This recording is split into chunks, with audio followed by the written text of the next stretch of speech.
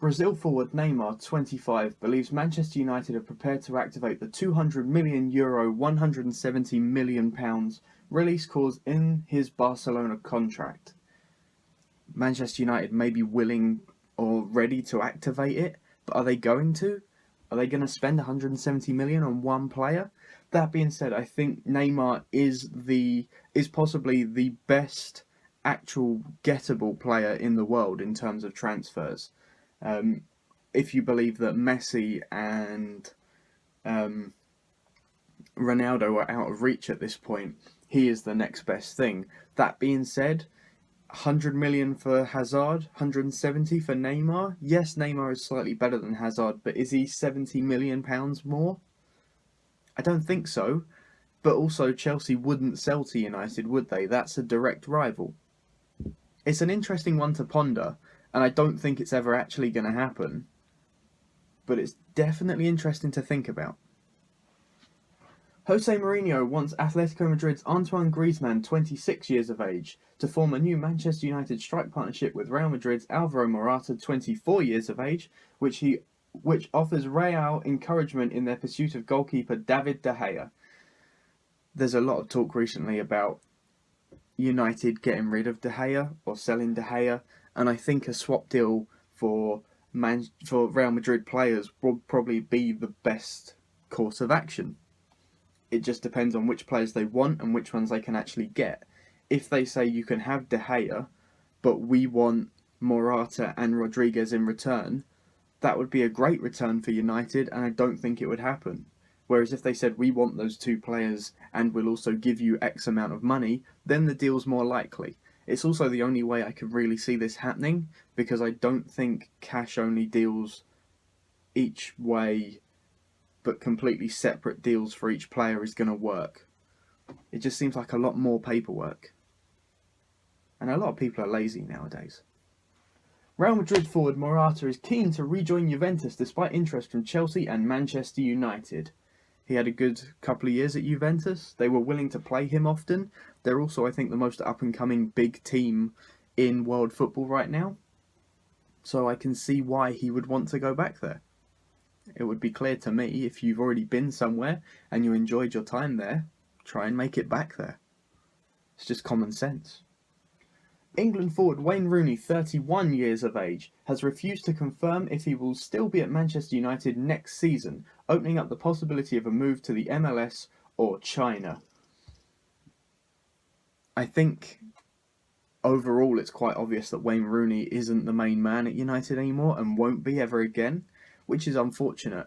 There's been heavy rumours about him rejoining Everton, which I think would be great for the player. I think he would be a great stepping stone big name for Everton, because they have money now and they want to go to the next level in terms of the players they're bringing in and, you know, competing for trophies and where they're going to come in the league.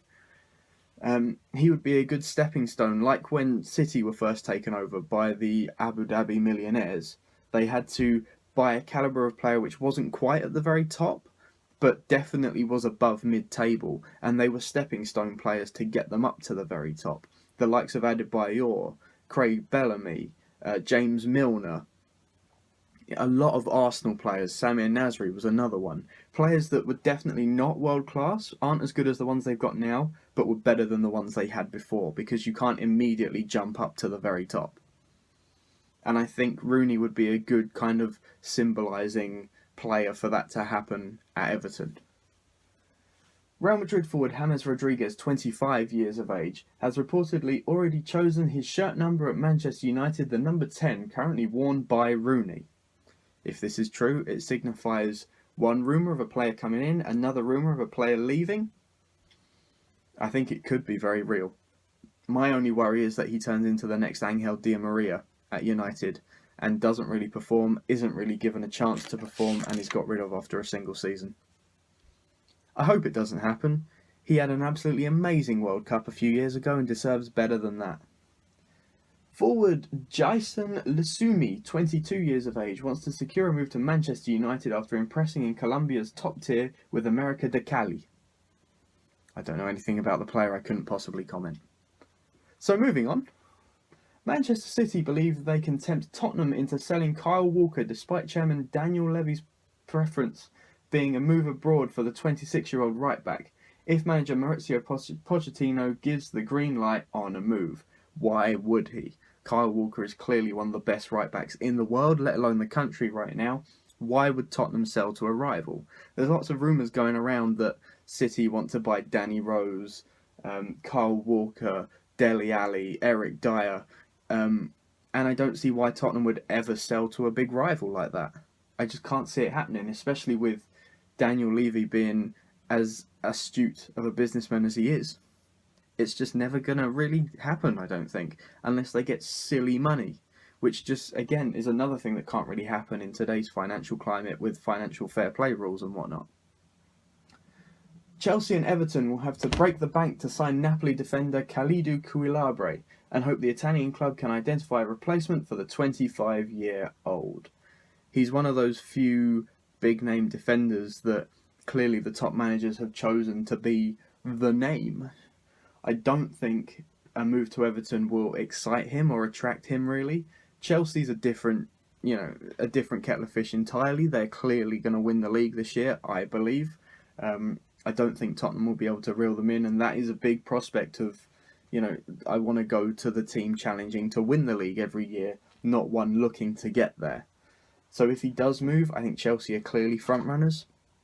But at the same time, Napoli have said they don't really want to sell unless they can get a replacement in of the same kind of level, which I don't believe is possible, because I don't think there is anybody really out there available for that kind of money at that kind of age with that kind of ability. But only time will tell, and money really does talk. Everton have set aside £21 million in order to tie up a deal for Anderlecht's 19-year-old Yuri Tielemans. This guy, Yuri, has been in the news for 3 years already, and Anderlecht's president, I believe, came out and said it's an absolute wonder how we've managed to keep someone of his talent for this amount of time at Anderlecht without any of the big clubs ever going in for him. And it seems inevitable that one day he'll go to a really big side across Europe. Maybe Everton would be a stepping stone, maybe it would be a career milestone for him to move somewhere that he can see his future being at. I don't believe it will be the club he ends up at, but I do think he could go there, like what we saw Gaston Ramirez do when he came to Southampton, seeing it almost as a stepping stone club. The problem was there, of course, that Gaston didn't continue to improve and didn't move on to bigger things, or hasn't yet at least. But I think Yuri can definitely use this as that and team him up with the other Everton midfielders they've got, and it can be somewhat of a force when you've got Barkley ahead of him and McCarthy behind him just sitting in the middle of those two. It could be a worry for a lot of other teams next year, if it happens. Chelsea are closing in on a deal to sign Italy midfielder Claudio Marchisio, 31 years of age, from Juve in the summer. That Conte has got his eye on several Italian players, hasn't he? He wants to bring several of those Italian players into Chelsea. Chelsea's midfield is packed enough already, unless they're going to get rid of a couple of people, at least one. I can't see it happening. I don't see a need for Marchisio to come in. He's essentially the same player as Fabregas. Liverpool could still make a last-ditch attempt to sign Real Madrid playmaker Isco, who has also been linked with Chelsea. He's been linked with several Premier League clubs, ranging from Arsenal to Tottenham to Liverpool to Chelsea to Manchester United. He's also rumoured to have signed a new contract at Madrid. If he's not happy, he'll leave. If he is happy, he'll stay. He's clearly not a first-teamer, but with the level of talent they've got at Madrid and are always going to have at Madrid with Florentino Perez there, he's never going to be a first-teamer. He was never going to hit those heights. So it's really down to what he wants and where he sees his future, because player power is such a big thing nowadays. In regards to him moving to Liverpool or Chelsea, again, Chelsea's midfield is stacked. Liverpool have got too many attacking midfielders as it is, so I don't think he would do much better at either of those clubs, really. Apart from taking a step down from Real Madrid, and who wants to do that unless they're going to get guaranteed first-team football? I just don't get it sometimes. Brighton are eyeing up a Liverpool midfielder Kevin Stewart as their first signing as a Premier League club, with the Anfield club looking for a fee of £10 million. If the kid's got the ability to go on and be a first team regular, and if they are looking to put in the money to stay in the Premier League, could be a good signing. He's only 23, so he's got years in him yet, and plenty of running. It depends how all in they're going to go to stay in the Premier League, Brighton. But good luck to them, because I always like to see the newly promoted teams giving it a good go, especially when it's the first time they've come up in a long while. West Brom are closing in on a £100,000 deal for Lincoln's 23-year-old defender Sean Raggett, however you pronounce that. Good on the lad, going from non-league to Premier League. He's obviously not going to be expected to jump straight into the first team every single game, but I'm always up for a non-league player being given a chance at a Premier League club. It will bring that kind of different style of play. Although West Brom are probably the closest to a non-league team you'll find in the Premier League with the style they play. Rafa Benitez's future at Newcastle United boss will be determined when he sits down for talks with Mike Ashley, the club's owner, in the next 10 days. I think Newcastle would be the silliest club in the land if they got rid of him, but we know they are that already. The man is the biggest name in terms of managers they're going to get. He was good enough to stay with them as they went down, and there's been a lot of talk in the news recently about him leaving if he doesn't get substantial transfer funds to make the club competitive in the Premier League. I think they'd be silly to get rid of him. I think they'd be silly to upset him. His track record is the best they're ever going to find. Charlie Adam and Danny Mills both agree Manchester United boss Jose Mourinho should look to sign John Terry, who will leave Chelsea this summer. If Terry's willing to continue being a very bit part player, sure. But also United have shown that defensive frailty through this season, not managing to get games done. If this was a few years ago and Alex Ferguson was in charge of them, they would have won those games and been top of the table and looking to win the league. So they've lost something in defence that maybe they just need to get back. I'm not sure whether John Terry will give that to them, but he'll certainly put his heart fully into whatever he's given. I don't think you can doubt that for a second. And finally, an Arsenal fan has his worst nightmare come true recently when he had a huge Tottenham logo secretly tattooed on his chest at the request of his friend as part of the MTV show Just Tattoo of Us. I've seen the premise of the show. Two friends or family members essentially go into a tattoo parlour and tell a tattoo artist what to tattoo on the other person's body. It was going to happen, inevitably.